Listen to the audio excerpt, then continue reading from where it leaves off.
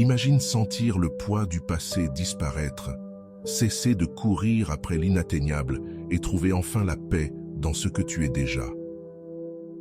Dans cette vidéo, tu vas découvrir le secret millénaire du bouddhisme pour te libérer de ce qui te fait souffrir.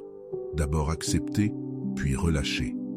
Je vais te montrer, pas à pas, comment entraîner ton esprit grâce à l'attention pleine et transformer l'attachement en liberté intérieure. Tu apprendras 3 pratiques essentielles, le calme, la vision et la bienveillance aimante.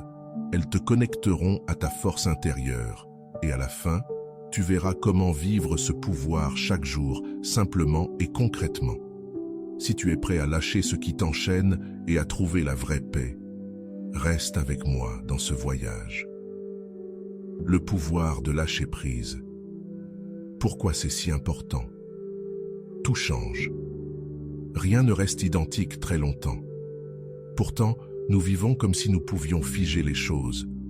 Nous nous accrochons à des personnes, à des souvenirs, à des idées ou même à des émotions qui n'ont plus de place dans notre vie. Mais plus nous nous accrochons, plus nous souffrons.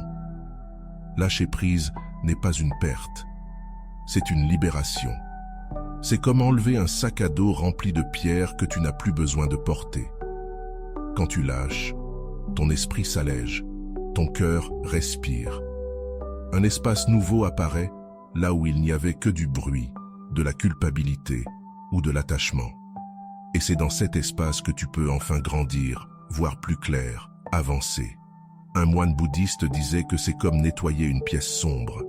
Il faut d'abord enlever ce qui l'encombre pour pouvoir ouvrir les fenêtres et laisser entrer la lumière. Lâcher prise, c'est aussi désactiver le mécanisme de la douleur répétée. Combien de fois revivons-nous une conversation passée, une erreur, une relation terminée? Dans cette répétition, le même mal se rejoue encore et encore. Mais le jour où tu décides de le laisser partir, le cycle s'arrête, le silence s'installe, et dans ce silence, tu trouves la paix. Cela ne veut pas dire oublier ou nier ce qui s'est passé. Lâcher prise, c'est remercier ce qui a été, en tirer des leçons et le laisser partir avec respect. C'est arrêter d'attendre que le passé soit différent ou que l'avenir se plie à nos attentes. C'est vivre avec authenticité, sans masque, sans exigence. Et c'est là que naît la clarté. Ce qui semblait une perte devient un cadeau. Ce qui blessait devient un enseignement. Ce qui enfermait libère. Accepter avant de lâcher. La clé cachée. On ne peut pas lâcher ce que l'on n'a pas accepté. Accepter, c'est voir les choses telles qu'elles sont. Ce qui est arrivé, ce que l'on ressent, qui l'on est. Sans justifier, sans se battre, sans maquiller la réalité. Accepter, ce n'est pas se résigner ni abandonner. C'est dire, voilà ce qui est, voilà ce que je ressens, voilà ce qui s'est passé. Et c'est correct. Quand on nie nos émotions, elles restent piégées en nous. Mais lorsqu'on les reconnaît, elles commencent à se transformer. Ce que l'on accepte perd son pouvoir de nous blesser. Avant de continuer, si tu n'es pas encore abonné à ma chaîne YouTube, je t'invite à le faire dès maintenant. En t'abonnant, tu seras informé de toutes mes nouvelles vidéos, ce qui te permettra de ne rien manquer de contenu précieux. Dans la pratique bouddhiste, c'est essentiel. On ne fuit pas ses émotions, on les observe. La colère, la tristesse, la peur, la jalousie. Tout a sa place et tout a quelque chose à nous apprendre. Ce que l'on nie se répète. Ce que l'on accepte, on peut enfin le relâcher. Imagine une émotion que tu as du mal à accueillir. La tristesse, la culpabilité, la solitude. Plutôt que de la repousser, invite-la à s'asseoir avec toi, comme un vieil ami qui a quelque chose d'important à te dire. Tu n'as pas besoin d'être d'accord avec elle. Il suffit de la regarder, de l'écouter, d'être là. Quand on accepte, on arrête de lutter. Et quand on arrête de lutter, on trouve le repos. On réalise qu'il n'est pas nécessaire de tout changer pour être en paix. Il suffit de cesser de résister. Développer l'attention plena, l'entraînement de l'esprit. Une fois que tu comprends qu'il faut accepter avant de lâcher, la question se pose. Mais comment accepter ce qui me fait mal, ce qui me dérange, ce qui me dépasse? La réponse est dans une pratique fondamentale du bouddhisme, l'attention pleine. C'est bien plus qu'une technique, c'est une manière de vivre. Elle entraîne l'esprit à voir clairement, à répondre au lieu de réagir, à être en paix avec ce qui est. La pratique est simple, mais exigeante. Revenir encore et encore au moment présent. Revenir à la respiration, au corps, à ce qui se passe ici et maintenant, sans courir vers le passé, sans fuir vers le futur. Dans la tradition bouddhiste, on commence par observer sa respiration non pour la contrôler, mais pour la sentir. Chaque inspiration est une occasion de revenir. Chaque expiration est une manière de lâcher. Avec le temps, cette pratique change ta façon de vivre. Tu remarques tes pensées avant qu'elles ne t'envahissent. Tu observes tes émotions sans te laisser emporter. Tu es plus présent avec les autres et avec toi-même. Et c'est dans cette présence que naît la liberté. Celle de choisir, de ne pas répondre par la colère, de voir la peur sans lui obéir, de lâcher la critique avant qu'elle ne devienne attaque. L'attention pleine crée un espace entre ce que tu ressens et ce que tu fais. Cet espace change tout, car c'est là que tu peux décider. Ceci, je l'accepte. Ceci, je le laisse partir. Le plus beau, c'est que tu n'as pas besoin de conditions spéciales pour pratiquer. Tu peux le faire en marchant, en mangeant, en lavant la vaisselle. Il suffit de ramener ton esprit à maintenant, de sentir, d'écouter, d'observer, sans jugement, avec bienveillance et curiosité. Il y a une phrase que répètent de nombreux maîtres, « Là où va l'attention, va la vie ». Et c'est vrai. Si ton attention est tournée vers le passé, ta vie se remplit de nostalgie, de culpabilité ou de ressentiment. Si elle est tournée vers le futur, surgissent l'anxiété, l'attente et la peur. Mais si tu arrives à entraîner ton esprit à être ici et maintenant, tout change. Car le présent est le seul endroit où nous pouvons vivre, guérir et lâcher prise. Dans cette pratique, il ne s'agit pas de vider l'esprit ni d'éviter les pensées. Il s'agit de les voir venir, de les reconnaître et de les laisser passer comme des nuages dans le ciel. Tu ne t'y accroches pas, tu ne luttes pas, tu observes simplement. Et dans cette observation, quelque chose se libère.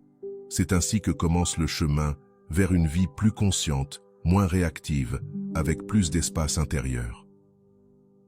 Dans le prochain chapitre, nous verrons comment cette pratique se complète avec 3 outils fondamentaux du bouddhisme qui nous aident à aller encore plus loin, la vision et la bonté bienveillante. 3 piliers qui, si tu les appliques, peuvent transformer non seulement ton esprit, mais aussi ta façon entière d'être au monde. Les pratiques essentielles, calme, vision et bonté bienveillante. Une fois que nous commençons à entraîner l'attention, nous entrons dans un terrain plus profond. C'est là que le bouddhisme propose 3 pratiques comme base solide pour soutenir ce processus intérieur, lâcher prise, accepter et vivre en paix. Ces pratiques ne sont pas théoriques. Ce sont des outils vivants qui se cultivent avec patience et constance. Le calme mental, la vision claire et la bonté bienveillante. Chacune joue un rôle essentiel sur le chemin vers la liberté intérieure. La première, le calme mental, aussi appelé samatha le calme, est cet état où l'esprit cesse de s'agiter et d'aller d'une pensée à l'autre. C'est comme un lac qui s'apaise jusqu'à devenir transparent. Pour y parvenir, il n'est pas nécessaire de forcer quoi que ce soit. Il suffit de s'asseoir, respirer et observer. Petit à petit, l'esprit cesse de courir après les distractions et commence à se stabiliser. Alors surgit une profonde paix intérieure. Tu n'as plus besoin de fuir, de contrôler ou de toujours être occupé. Tu es simplement là. Et ce calme est une médecine pour l'âme, mais le calme seul ne suffit pas. On peut être tranquille sans comprendre ce qui nous arrive. C'est pourquoi vient la deuxième pratique, la vision claire ou vipassana. Ici, l'attention devient plus fine, plus lucide. On commence à voir comment fonctionne l'esprit, comment naissent les émotions, comment on réagit aux stimuli, le calme non pas comme un juge, mais comme un observateur attentif. C'est comme allumer la lumière dans une pièce longtemps restée dans l'obscurité. Tout devient visible. Les habitudes, les blessures, les attachements. Cette compréhension nous libère car elle nous montre que toute expérience est impermanente. Rien ne dure éternellement. Les émotions montent et descendent, les pensées apparaissent et disparaissent. Même la douleur change si tu l'observes avec patience. Et si tout change, il n'y a aucune raison de s'accrocher. Si tout passe, on peut lâcher prise. La troisième pratique, la bonté bienveillante, le calme ou méta le calme, est peut-être la plus révolutionnaire. Elle nous invite à ouvrir notre cœur, même au milieu de la douleur. C'est l'art de souhaiter du bien, de cultiver une attitude de douceur envers soi-même et envers les autres. Il ne s'agit pas de faire semblant ou d'être faussement positif, mais de reconnaître que tous, absolument tous, cherchons à être heureux. Même ceux qui nous ont blessés, même ceux que nous ne comprenons pas. Quand on reconnaît cela, quelque chose se détend à l'intérieur. Une tendresse naît et guérit. La bonté bienveillante commence par toi. Tu peux répéter des phrases comme « que je sois bien »,« que je sois en paix »,« que je sois libre de toute souffrance ». Au début, cela peut sembler artificiel, mais avec le temps, ces mots deviennent une véritable intention qui s'étend ensuite aux autres. D'abord à ceux que tu aimes, puis à ceux qui te laissent indifférent, et enfin à ceux qu'il t'est difficile d'accepter. Ce processus transforme non seulement tes relations, mais aussi ta vibration intérieure. Car là où il y a de l'amour, il n'y a pas de place pour la rancune, l'attachement ou la peur. Ces trois pratiques se complètent. Le calme crée l'espace, la vision apporte la clarté et la bonté bienveillante transforme cet espace et cette clarté en compassion. Ensemble, elles t'aident à lâcher prise, non pas par fuite, mais par compréhension. Transformer l'attachement en liberté intérieure. L'attachement n'est pas l'amour, même si on les confond souvent. Ce sont des forces opposées. L'amour libère, l'attachement enferme. L'amour laisse de l'espace, l'attachement veut contrôler. Sans nous en rendre compte, nous passons notre vie à nous accrocher à des personnes, des idées ou des désirs, pensant que sans cela, nous ne serons pas heureux. Mais le bouddhisme enseigne que l'attachement est la cause même de la souffrance. Ce n'est pas parce que nous voulons quelque chose, mais parce que nous croyons en avoir absolument besoin pour aller bien. Transformer l'attachement en liberté intérieure est l'un des travaux les plus profonds que nous puissions faire. Et cela commence par observer comment il fonctionne. À quoi t'accroches-tu aujourd'hui? Une relation, une image de toi, un style de vie, un objectif. Lorsque l'objet de ton attachement est menacé ou disparaît, la souffrance surgit. Tu te sens perdu, incomplet. Cela révèle que tu places à l'extérieur ce que seul ton intérieur peut te donner. Mais attention, il ne s'agit pas d'arrêter d'aimer ou d'abandonner tout. Il s'agit d'aimer sans posséder, de vivre sans dépendre, de valoriser sans s'attacher. Lorsque tu vois l'attachement avec clarté, tu peux commencer à le relâcher, non pas comme un sacrifice, mais comme une manière de retrouver ton pouvoir intérieur. Beaucoup confondent attachement et engagement. Mais le véritable engagement naît d'un amour libre, pas de la peur de perdre. Quand tu es en paix avec toi-même, tu peux être pleinement présent avec les autres, sans attendre qu'ils comblent tes manques. Cela rend tes relations plus fortes et plus authentiques, car elles ne sont plus nourries par l'exigence ou la manipulation, mais par l'abondance. L'attachement naît souvent d'une croyance erronée. Si je perds cela, je ne vaux plus rien, ma vie n'a plus de sens, je ne pourrai plus continuer. Mais c'est faux. Ce que tu es ne dépend de rien d'extérieur. Tu es complet par nature. Tu es suffisant, sans condition. Le problème, c'est que nous l'oublions. Et dans cet oubli, nous forgeons nos propres chaînes. C'est là que la pratique spirituelle devient si puissante. Elle ne nous aide pas seulement à voir l'attachement, mais à le transformer en liberté. Une liberté qui n'a pas besoin de fuir quoi que ce soit, ni de tout avoir pour être sereine. Une liberté qui naît de la certitude que, quoi qu'il arrive, tu peux rester avec toi-même, te soutenir et respirer. C'est une confiance silencieuse, mais ferme. Et cette confiance est ce qui libère le plus. Transformer l'attachement en liberté intérieure, passer de l'attachement à l'amour compatissant, cultiver le maître. Lorsque nous cessons de vivre dans l'attachement, nous découvrons une forme d'amour beaucoup plus profonde et transformante, l'amour compatissant. Cet amour ne cherche pas à posséder, ne s'accroche pas, n'exige rien. C'est un amour qui souhaite le bien-être de l'autre sans rien attendre en retour. Dans le bouddhisme, on appelle ce type d'amour maîtresse, et il fait partie des qualités intérieures les plus puissantes à cultiver. Ce n'est pas un sentiment passif ni une émotion romantique, mais une intention active du cœur, une décision consciente de se relier à soi-même et aux autres avec tendresse, compréhension et un désir sincère de voir chacun heureux. Tout commence par soi, car la première étape pour développer cette qualité est d'apprendre à se traiter avec la même bienveillance que l'on offrirait à quelqu'un qu'on aime profondément. Cela paraît simple, mais en pratique, c'est un défi. On nous a souvent appris à être durs envers nous-mêmes, à nous critiquer, à nous comparer sans cesse. Maîtrise invite à l'inverse, à se regarder avec douceur, à s'accepter tel que l'on est, avec ses lumières et ses ombres, ses réussites et ses erreurs. Pas pour se complaire dans ses défauts, mais pour grandir à partir d'un espace plus sain. Car ce n'est qu'en cessant de nous juger que nous pouvons réellement nous transformer. Lorsque tu cultives l'amour compatissant envers toi-même, ton énergie change. Tu deviens plus patient, plus ouvert, plus réceptif. Tu ne cherches plus désespérément l'approbation des autres, car tu commences à te donner toi-même ce que tu cherchais à l'extérieur. Et à partir de cette base solide, tu peux commencer à étendre maître aux autres. Commence par ceux que tu aimes. Souhaite sincèrement qu'ils soient heureux, qu'ils vivent en paix, qu'ils trouvent la joie.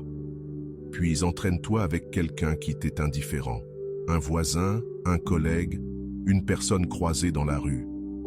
Imagine sa vie, ses luttes, ses rêves, et souhaite-lui la paix, le bonheur et la libération de toute souffrance.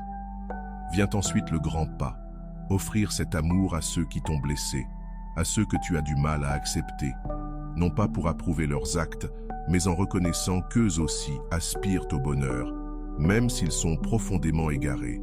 Ce geste n'est pas facile, et il ne se fait pas du jour au lendemain, mais c'est l'un des plus puissants pour te libérer de la haine, du ressentiment et de la rancune. Cette pratique transforme non seulement ton cœur, mais aussi ton regard sur les autres. Tu commences à voir avec plus de compassion, à comprendre que derrière chaque acte blessant se cache une souffrance non résolue. Et au lieu de réagir avec colère, tu peux répondre avec compréhension, le calme non par faiblesse, mais par une force intérieure qui naît de ta propre guérison. Ce qu'il y a de beau dans cette pratique, c'est qu'elle ne nécessite rien d'extérieur, seulement t'asseoir, respirer et commencer par souhaiter le bien pour toi-même, puis pour tous. C'est comme allumer une bougie dans l'obscurité. Au début, elle n'éclaire qu'un peu, mais si tu la gardes vivante, sa lumière s'étend.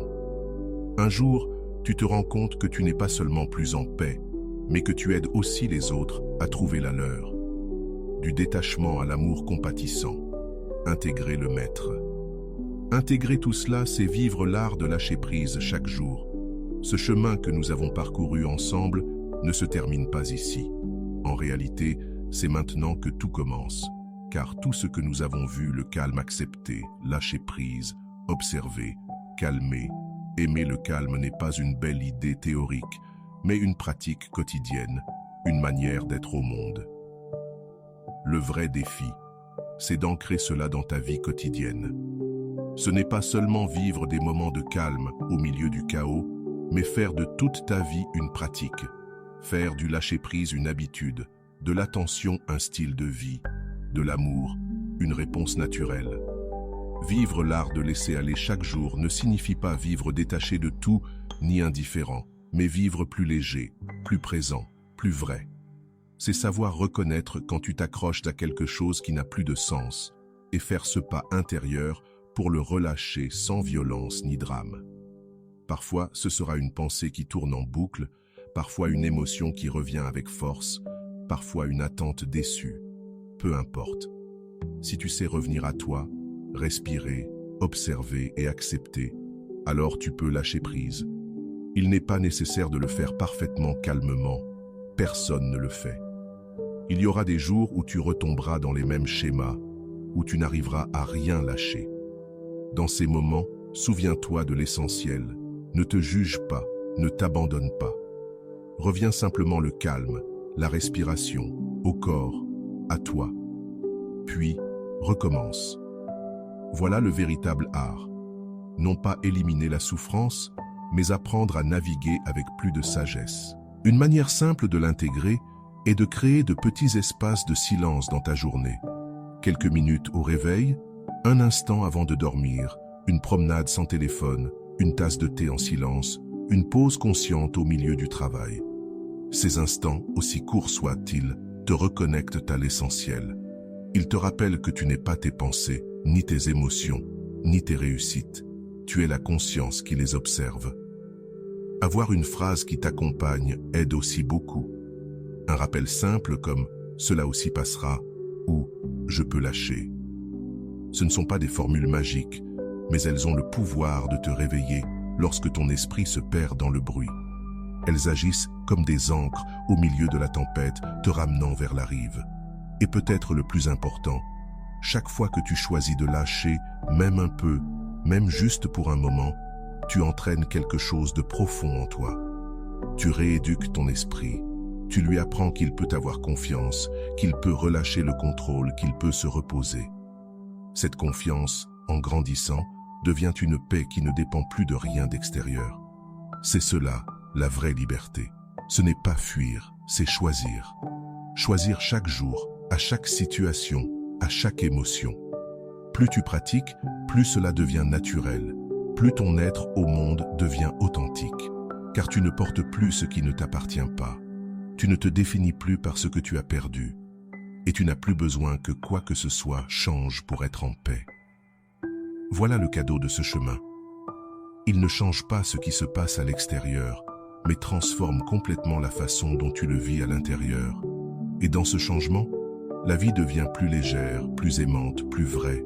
Alors, continue à marcher, à lâcher prise, à revenir à toi.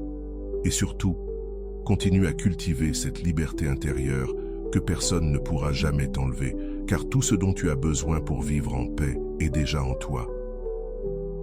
Si ce voyage t'a parlé, abonne-toi à la chaîne pour ne manquer aucune des prochaines vidéos et partage dans les commentaires ce qui t'a le plus touché, ce que tu es prêt à laisser aller, ou comment toi, tu vis cet art chaque jour. Ta voix fait partie de ce chemin et elle sera toujours la bienvenue ici.